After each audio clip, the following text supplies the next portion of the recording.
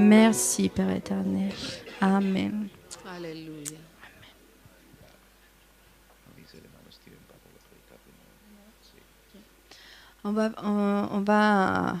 Je vais vous laisser en compagnie du frère Steven, Amen, qui va nous apporter la parole ce soir.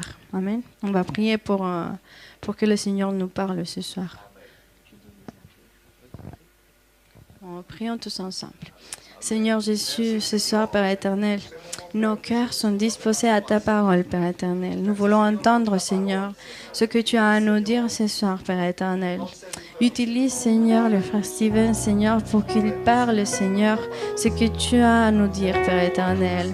Pour que ce soit pas ces mots, Seigneur, mais les tiens, Père éternel. Tu connais les besoins de chacun, Seigneur. Parle, Seigneur, en accord à nos besoins, Père éternel. Oh Seigneur Jésus, en ton saint nom. Amen. Alléluia. Vous pouvez vous asseoir, frères et sœurs. Gloire à Dieu. Amen. On va ouvrir la parole du Seigneur dans le livre de Osée.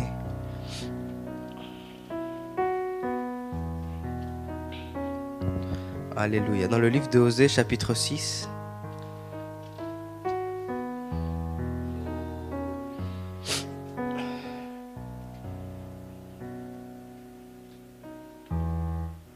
Alléluia. Amen. Osée chapitre 6, verset 6. Amen. On va le lire tous ensemble.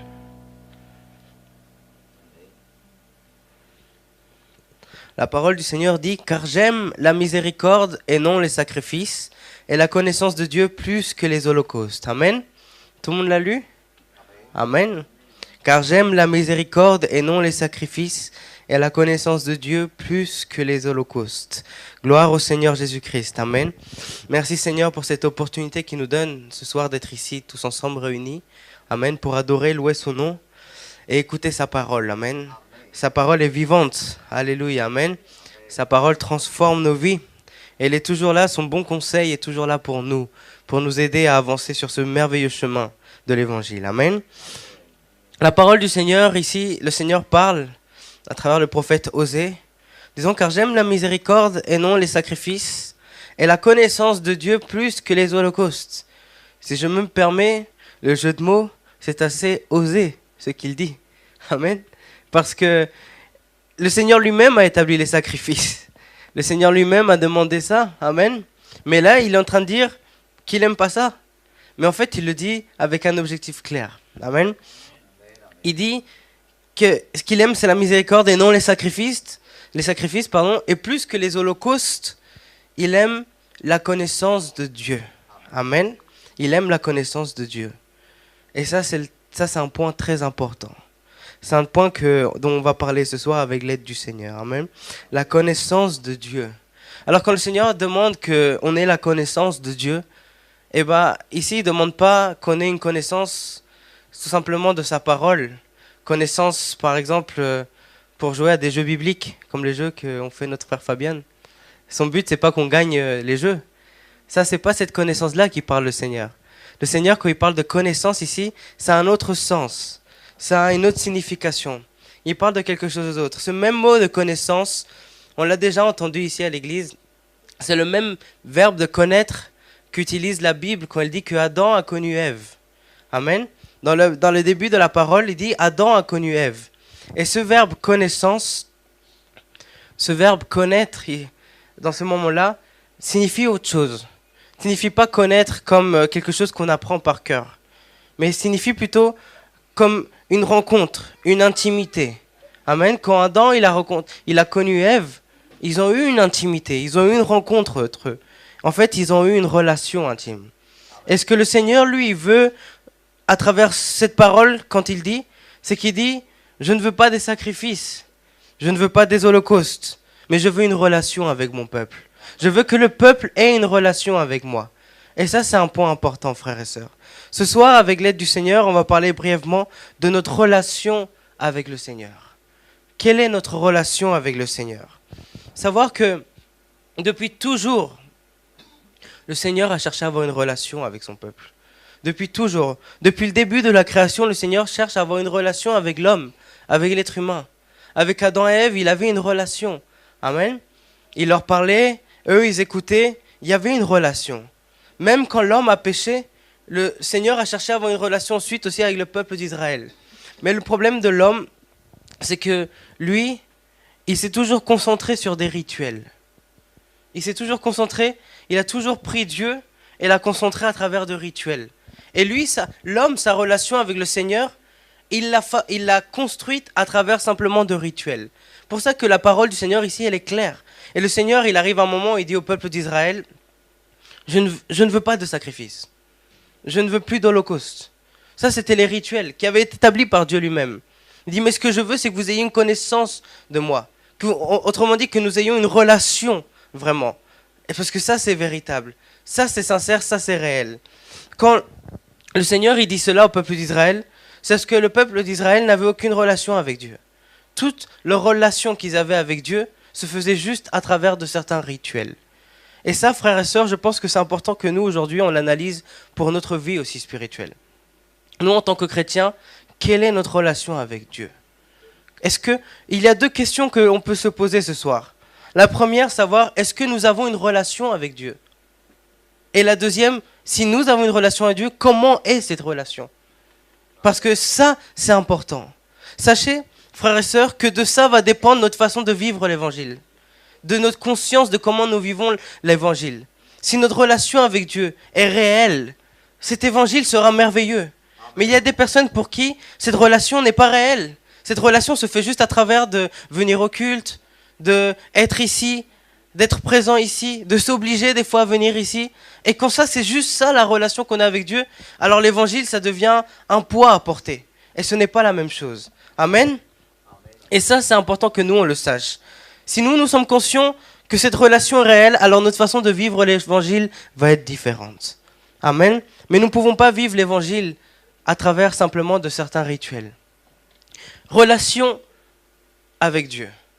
Qu'est-ce que veut dire le mot relation? J'ai cherché une définition dans le dictionnaire de Larousse, le dictionnaire français par excellence.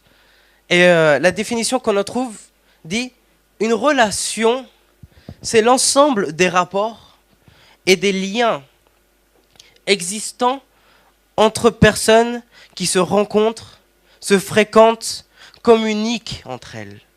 Rencontrent, se fréquentent et communiquent entre elles. Nous ne pouvons pas dire que nous avons une relation avec Dieu si nous n'avons pas de rencontre avec Dieu. Nous ne pouvons pas dire que nous avons une relation avec Dieu si nous ne communiquons pas avec Dieu. Nous ne pouvons pas dire que nous avons une relation avec Dieu si nous ne fréquentons pas Dieu. Fréquenter, qu'est-ce que c'est? C'est être dans sa présence. C'est que lui soit tout le temps avec nous et que nous, on soit tout le temps avec lui. Ça marque une différence. Vous savez, il y a beaucoup de personnes qui connaissent des personnes, mais qui n'ont pas de relation entre elles. Je peux dire, même des personnes qui connaissent le Seigneur, même des personnes qui proclament le nom de Jésus, mais qui n'ont pas de relation avec lui. Ça existe. Et le piège, c'est que nous, on devienne comme ces personnes. Faire très attention par rapport à ça. Parce qu'il y a des personnes qui ne cherchaient pas à avoir une rencontre avec lui. Ils cherchaient le Seigneur seulement à travers de certains rituels. Et c'est pour ça que dans ce verset, le Seigneur met en avant ces rituels. Il dit, je ne veux plus ces sacrifices. Parce que c'est seulement à travers les sacrifices qu'ils cherchaient le Seigneur. Parce que c'était pour eux, leur façon à eux, d'avoir une relation avec Dieu. Mais le Seigneur veut une relation qui va au-delà de ça. Je pourrais même dire, d'une façon osée, pour refaire le jeu de mots, que le Seigneur, aujourd'hui, il pourrait même être là et en train de nous dire, écoute, mon fils, ma fille, je ne veux pas que tu viennes au culte seulement. Je ne peux pas simplement que tu viennes ici quand il y a un jeûne ou quand il y a une activité. À la jeunesse, il pourrait lui dire, ne venez pas simplement quand il y a une activité pour le groupe des jeunes. Non, il pourrait nous dire, je veux plus que ça. Je veux une relation avec vous. Je veux une relation véritable, sincère avec vous. Parce que ça marque la différence. Avoir une relation avec quelqu'un, c'est différent. On connaît la personne. On apprend à connaître la personne. Si toi et moi, nous avons une relation sincère avec Dieu, alors tout change. L'évangile est différent pour nous. Nous n'allons pas le supporter, non, nous allons le vivre. Vivre une relation, c'est différent. Ça, c'est différent, nous allons le vivre. Quand nous, on a une relation avec Dieu de tous les jours, quotidienne, quand nous sommes conscients que lui, il est avec nous, quand nous sommes conscients de cela, alors les choses changent. Vous savez, il y a peut-être des chrétiens qui eux vivent comme le peuple d'Israël en cherchant simplement des rituels. À tel point que quand ils viennent ici dans l'église, pour eux, la présence de Dieu est là. Et donc là, il faut bien se comporter. Parce que dans ce lieu, la présence de Dieu est là. Donc il faut bien se comporter dans ce lieu. Et donc il y a un sentiment comme que ici, dans ce lieu, on ne fait pas n'importe quoi. Mais dès qu'ils sortent de ce lieu, qu'ils sont dans un autre endroit, ils perdent cette notion. Et là, ils ont un sentiment de « je peux faire quelque chose ». Mais ils ne comprennent pas que la présence de Dieu ne se concentre pas simplement ici, dans ce lieu. Que si nous, on a une relation avec lui, lui, il est avec nous partout où nous allons.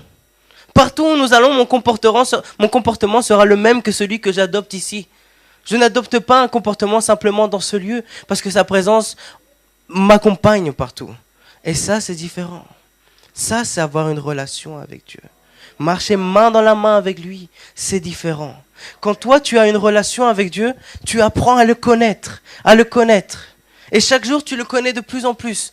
Telle une relation dans le sens humain. Quand toi, tu as une relation avec quelqu'un, que ce soit une relation amoureuse, de mariage, ou une relation d'amitié, si toi, tu as une relation avec cette personne, chaque jour, tu vas la connaître plus. Et un jour, tu pourras décider, non, je ne veux plus être son ami, car ça ne me convient pas. Ou alors, un jour, dire, justement, c'est bien d'être son ami, car c'est une bonne personne. Mais tu vas apprendre à la connaître. Et pour toi, ta relation avec cette personne va être différente. Vous vous êtes jamais pensé, en pensant à un ami ou une amie, par exemple, après plusieurs années, vous parlez entre vous et dire « Ah, tu te rappelles le premier jour où on s'est connus ? J'osais pas trop te parler. » Ou quand on s'est connus pour la première fois, je te voyais, je disais « Non, lui, je vais pas trop l'aimer. » Et finalement, quand on a commencé à parler, tout s'est bien passé, on est devenus les meilleurs amis. Ça arrive souvent, ça. Mais il faut que il y ait une relation pour apprendre à se connaître. Et vous savez, si nous, on n'a pas de relation avec Dieu, on ne va pas apprendre à le connaître. Et si nous, on ne va pas apprendre à le connaître, alors l'évangile, on va le vivre comme des rituels seulement. Et si nous, on va vivre cet évangile comme des rituels seulement, alors cet évangile, on va s'ennuyer. Cet évangile, on va dire, c'est quelque chose de lourd. Après le travail, venir au culte, c'est quelque chose de lourd. Venir au culte un dimanche matin alors qu'on peut dormir, c'est quelque chose de lourd. Aller prier alors qu'on pourrait faire autre chose, c'est quelque chose de lourd. Et donc, on voit ça comme ça. Mais on ne voit pas la joie de faire cela. On voit pas le repos de faire cela. Parce qu'on ne vit pas une relation avec Dieu. Et quand on vit une relation avec Dieu et qu'on apprend à le connaître, alors l'évangile est différent. Je le répète beaucoup, mais parce que c'est vrai. L'évangile est différent. Pourquoi ? Parce que là, quand on va lire sa parole, quand lui, il parle ici, c'est différent. On va dire, attends, mais celui qui est en train de me dire ça, je le connais bien maintenant. Quand lui, il est en train de me dire, je vous donne ma paix, et je ne vous la donne pas comme le monde vous la donne, là, pour nous, c'est plus un simple verset qu'on a l'habitude de répéter. Non. Pour nous, c'est la parole de quelqu'un de proche qui est en train de nous le dire. Quelqu'un que nous, on connaît. Et que nous, on sait que si lui, il le dit, c'est parce qu'il le fait. Et quand lui, il dit, je vous donne ma paix, pas comme le monde vous la donne, là, on sait que lui, il nous donne sa paix, et que sa paix est différente. Parce qu'on le connaît. Parce qu'on sait c'est qui est en train de prononcer ces paroles. Et quand sa parole me dit que nous, on ne meurt pas, mais qu'on aura la vie éternelle, je le crois complètement. Parce que maintenant, je le connais. Et je sais c'est qui est en train de me prononcer ces paroles. Je sais que c'est pas n'importe qui. Je sais que c'est quelqu'un qui accomplit ses promesses, qui est véritable. Et je sais que quand lui, il le dit, il le fait. Et quand lui, il parle, moi, j'écoute parce qu'il le fait. Et ça, c'est différent. Et je sais maintenant que l'évangile, ce n'est pas quelque chose que je dois porter, mais c'est quelque chose que je vis avec joie, parce que je sais qu'il y aura des difficultés. Oui, nous aurons des tribulations dans le monde, mais lui-même est en train de me dire, prenez courage, j'ai vaincu le monde. Et là, je sais que celui qui me dit ça, je le connais. Et je peux avoir totalement confiance en lui. Je peux avoir totalement confiance en lui. Parce que ce n'est pas n'importe qui me donne ces paroles. Quand lui, il me donne des indications, alors maintenant, je vais l'écouter d'une autre façon. Au début, j'écoutais juste pour découvrir. Mais maintenant, je vais écouter attentivement. Parce que dans ma relation avec lui, j'ai appris à le connaître. Et j'ai appris que lui, c'était le Dieu Tout-Puissant. J'ai appris que lui, c'est le Sauveur. J'ai appris que lui, il a donné sa vie pour moi. J'ai appris que lui, c'est mon meilleur ami. Tous les jours, il est avec moi. J'ai appris que lui, il m'entoure. Même dans la difficulté, il est là. J'ai appris que lui, la tempête se calme devant lui. Et alors, je marche tranquille. Je marche sûr de moi. Je marche. Et je sais qui est avec moi. Parce que que j'ai une relation avec lui. Parce que c'est différent maintenant. Parce que maintenant, ce n'est plus juste mon Seigneur, c'est mon Dieu à moi, mon Sauveur qui marche avec moi. Alléluia. Combien disent gloire à Dieu? Et donc quand lui, il parle, maintenant je l'écoute de façon différente. Maintenant, je sais que celui qui est en train de me parler, qui est en train de m'enseigner, il est important pour moi de l'écouter. Je sais que si lui me dit fais pas ça, alors vaut mieux que je le fasse pas. Parce qu'il a raison. Il a raison, il connaît tout. J'ai appris à le connaître et je sais que lui, il connaît tout.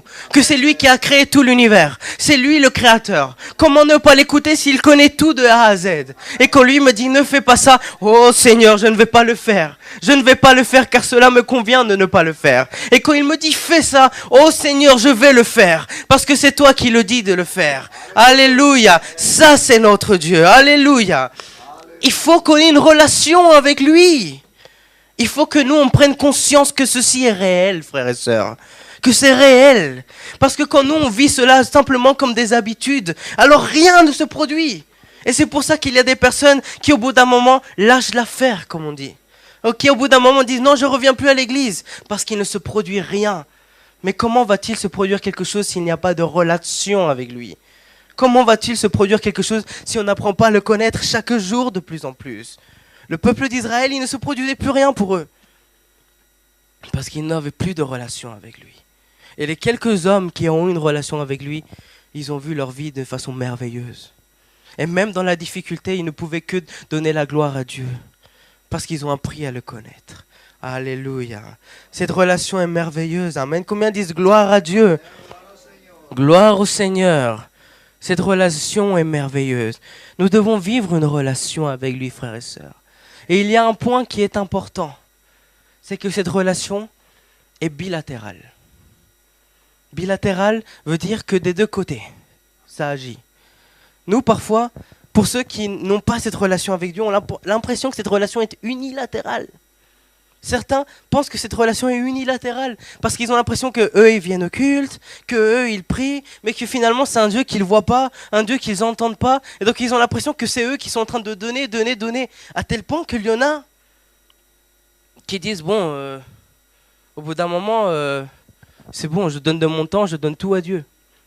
Et quand on leur dit, viens, on a une veillée, ils sont capables de dire, non, c'est bon, je suis déjà le culte le dimanche, je ne vais pas aller passer toute la nuit non plus.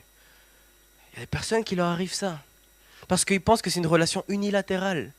Mais quand nous, on prend conscience que cette relation est bilatérale, que nous, on va vers lui, mais que lui aussi, il vient vers nous, les choses changent complètement. On va lire un verset. On va lire dans Luc 22, 31.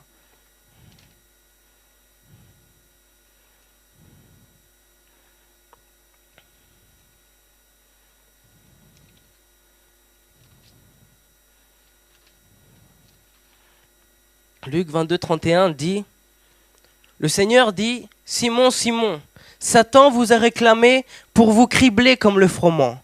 Mais j'ai prié pour toi, afin que ta foi ne défaille point. Et toi, quand tu seras revenu, affermis tes frères. Alors, quel est le rapport avec ce qu'on est en train de voir? C'est que une bonne relation est basée sur quelque chose d'essentiel. Une bonne relation, qu'elle soit amoureuse, qu'elle soit d'amitié, et dans ce cas, une bonne relation avec notre Dieu, est basée sur quelque chose d'essentiel, qu'on appelle la confiance. On appelle la confiance. Pour qu'une relation marche, il faut qu'il y ait de la confiance dedans. S'il n'y a pas de confiance, ça ne peut pas marcher. On voit les relations amoureuses aujourd'hui, où il n'y a pas de confiance, ça ne marche pas. Mais ici, c'est quelque chose de merveilleux. Parce que nous ayons confiance en Dieu, c'est normal. Il est le Créateur, il est le Sauveur, il est le Tout-Puissant. Et c'est normal d'avoir confiance en lui. Mais ici, il y a un point important. Ici, il y a un point important. C'est que le Seigneur, lui aussi, a confiance en nous. Le Seigneur aussi dépose sa confiance en nous. Et c'est pour ça que c'est une relation bilatérale. Quand le Seigneur dit à Simon-Pierre, « Simon, Simon, Satan vous a réclamé pour vous cribler comme le froment, mais j'ai prié pour toi afin que ta foi ne défaille point. » Il n'est pas en train de dire, « Pierre, Satan vous a réclamé et je vais faire le nécessaire. » Non. Il dit, « Pierre, Satan vous a réclamé et moi je vais prier. Moi je vais te soutenir pour que toi, ta foi ne défaille point. » Autrement dit, le Seigneur est en train de dire, j'ai confiance en toi. J'ai confiance en toi. Imaginez-vous ce Dieu si grand, si merveilleux, qui aussi s'attribue à avoir confiance en nous. Ça, c'est incroyable. Ça change cette relation. Le fait qu'un Dieu si merveilleux ait confiance en moi, ça, c'est incroyable.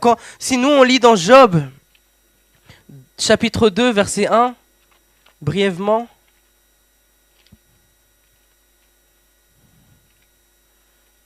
Job, chapitre 2, le verset 1 dit « Or, les fils de Dieu vinrent un jour se présenter devant l'Éternel. Et Satan vint aussi au milieu d'eux se présenter devant l'Éternel. L'Éternel dit à Satan, « D'où viens-tu » Et Satan répondit à l'Éternel, « De parcourir la terre, de m'y promener. » L'Éternel dit à Satan, « As-tu remarqué mon serviteur Job ? Il n'y a personne comme lui sur la terre. C'est un homme intègre et droit, craignant Dieu et se détournant du mal. Il demeure ferme dans son intégrité, et tu m'excites à le perdre sans motif. » Et Satan répondit à l'Éternel, « Peau pour peau. Tout ce que possède un homme, il le donne pour sa vie. Mais étends ta main, touche à ses os et à sa chair, et je suis sûr qu'il te maudit en face. » Verset 6 dit, l'Éternel dit à Satan, « Voici, je te le livre, seulement épargne sa vie. » Alléluia. Vous imaginez ce que cela représente? Satan arrive et dit au Seigneur, le Seigneur dit à Satan, « Qu'est-ce que tu fais là ?» Il lui dit, « Je viens de parcourir le monde. » Et il arrive et il dit, « As-tu vu Job, mon serviteur, qui est bon, qui est merveilleux? As-tu vu comment il adore Dieu, comment il est intègre ?» Et Satan lui a dit, « Attends, mais c'est facile de dire ça. C'est facile. Mais touche à sa santé. Touche à ce qui est le plus cher pour lui. Et tu verras s'il continue à être intègre. » Et le Seigneur, il n'a pas dit, « Ah, l'homme est pécheur. L'homme est faible. Peut-être qu'il vaut mieux pas que Satan fasse ça, sinon l'homme va échouer. » Non, le Seigneur a posé sa confiance. Il a posé sa confiance. Il a vu Job, il a dit, d'accord, allez, vas-y, mais épargne sa vie. Fais ce que tu veux, mais je suis sûr que cet homme sera ferme. Le Seigneur pose sa confiance en nous, frères et sœurs. Et quand le Seigneur, il dépose sa confiance en nous, alors cette relation est différente. Parce que comment trahir quelqu'un qui a confiance en moi? Comment tourner le dos à quelqu'un qui a confiance en moi? Seriez-vous capable de trahir quelqu'un qui a confiance en vous? C'est difficile. C'est difficile. Et le Seigneur a confiance en nous. Le Seigneur a déposé complètement sa confiance en nous. C'est ce qui fait que cette relation soit merveilleuse, que cette relation soit bilatérale. Parce que nous, on pose notre confiance en lui, mais lui aussi pose notre confiance en nous. Pourquoi faire? Pourquoi pose-t-il sa confiance en nous? Quand il parle à Pierre, il dit afin que quand tu reviens de cette épreuve, tu affermisses tes frères. Et oui, nous, on a une mission, frères et sœurs, en tant qu'Église. Nous, on a une mission. Il nous a demandé d'aller prêcher sa parole partout. Seconde de ma vie, je sais qu'il est à côté de moi. Je sais qu'il me regarde. Je sais qu'il me protège. Je sais qu'il me garde. Je sais qu'il me délivre. Mais je sais aussi que moi, en retour, je me comporte bien pour lui. Je sais que moi, en retour, je cherche sa face tous les jours. Je sais que moi, en retour aussi, je suis reconnaissant envers lui chaque jour. De la nouvelle journée qu'il m'a donnée. Alléluia. De la victoire qu'il m'a donnée. De la guérison qu'il m'a donnée. Tous les jours. Ça, c'est une relation. Amen. Alléluia. Ça, c'est une relation. Le Seigneur attend de nous d'avoir une relation, frères et sœurs. Je pense que le message est clair. Nous devons avoir une relation avec Dieu.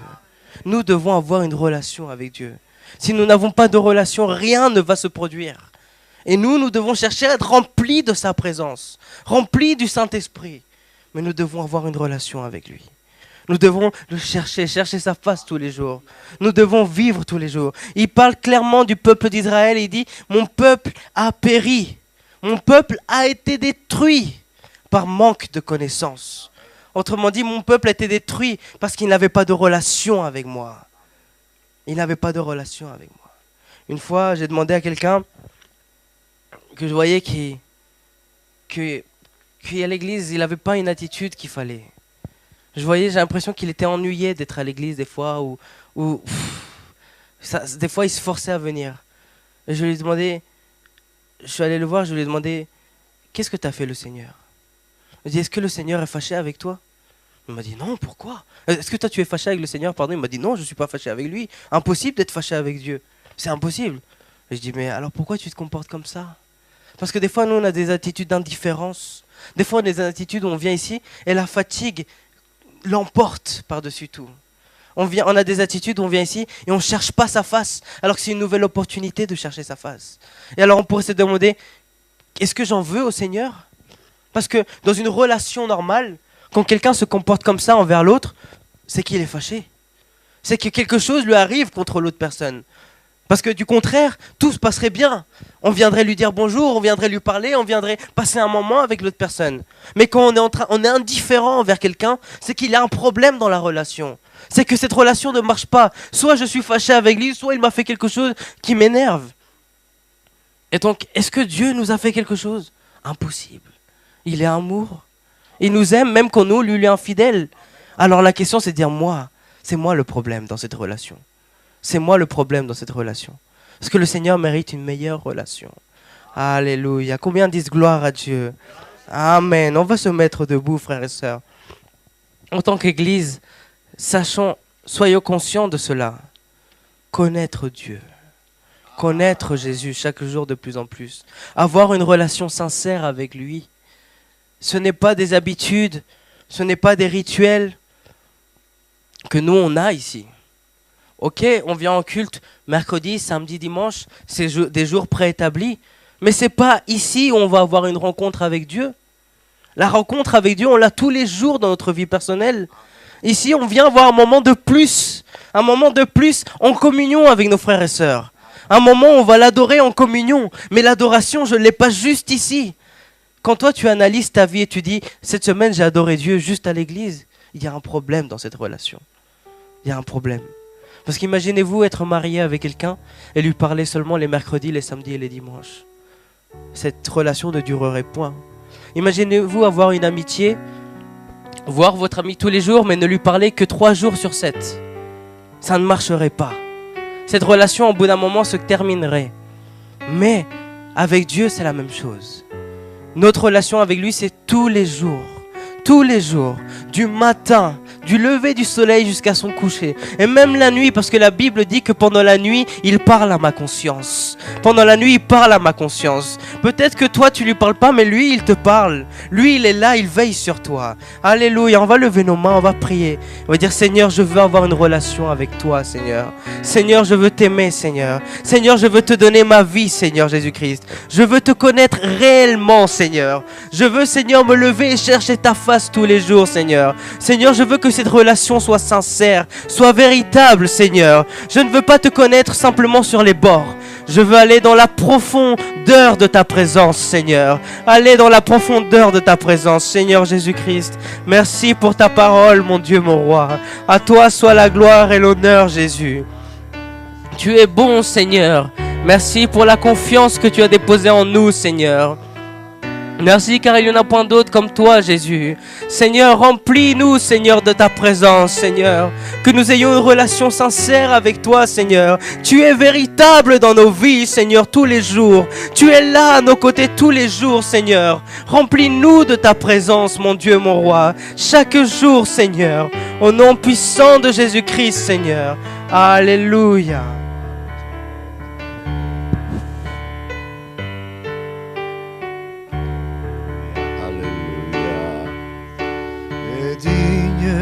De recevoir tout louange. Toi seul est digne de recevoir tout louange. Pour ce que tu as fait déjà, ce que tu feras, toi seul est digne de recevoir tout louange. Toi seul est digne de recevoir toute louange.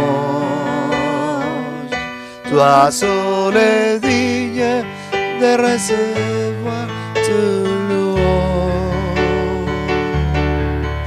Pour ce que tu as fait déjà, ce que tu feras, toi seul est digne de recevoir toute louange. Alléluia. Amen. Gloire au Seigneur. Amen. Merci Seigneur pour ta parole. Amen. Gloire au Seigneur. Nous sommes ses enfants et nous sommes là pour dans ce chemin pour construire une relation avec lui, mais une relation sincère avec notre Dieu. Amen. Gloire au Seigneur. Et bon, avant de finaliser notre réunion, on va ramasser notre offrande. Vous pouvez vous asseoir, s'il vous plaît, un moment. Et on va ramasser notre offrande. Amen. Ce soir, j'invite à notre sœur Marthe, s'il vous plaît. Nous allons ramasser l'offrande. Amen. Et on va honorer Dieu avec nos offrandes. Parce que de lui vient la provision matérielle aussi. Amen. Vous pouvez ramasser l'offrande. Amen. Gloire au Seigneur.